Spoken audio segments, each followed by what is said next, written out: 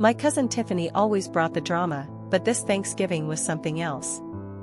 She arrived 3 hours late, hair perfectly sculpted, designer bags overflowing, and an air of martyrdom that could curdle gravy.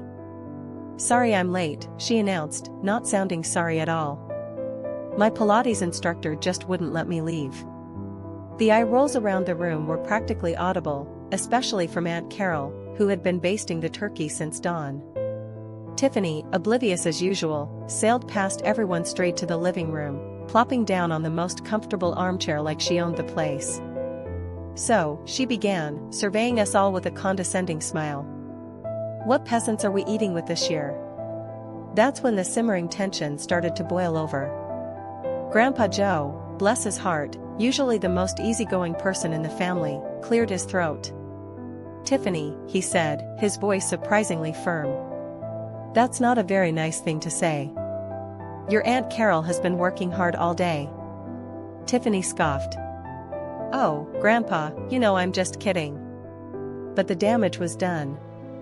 Aunt Carol, her face flushed, quietly excused herself and went back to the kitchen. I followed her, offering to help with the dishes. "It's just. I try so hard," she whispered, tears welling up in her eyes. That's when I lost it.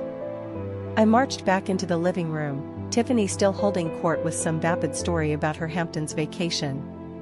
"Tiffany," I said, my voice shaking. "You need to apologize to Aunt Carol. Right now." She looked genuinely surprised. "Apologize? For what? Making a joke?" "No," I said, my voice gaining strength. "For being a rude, entitled brat who thinks the world revolves around her. For making Aunt Carol feel like her hard work isn't appreciated. For always making everything about you." The room went silent. Everyone was staring at me, shocked.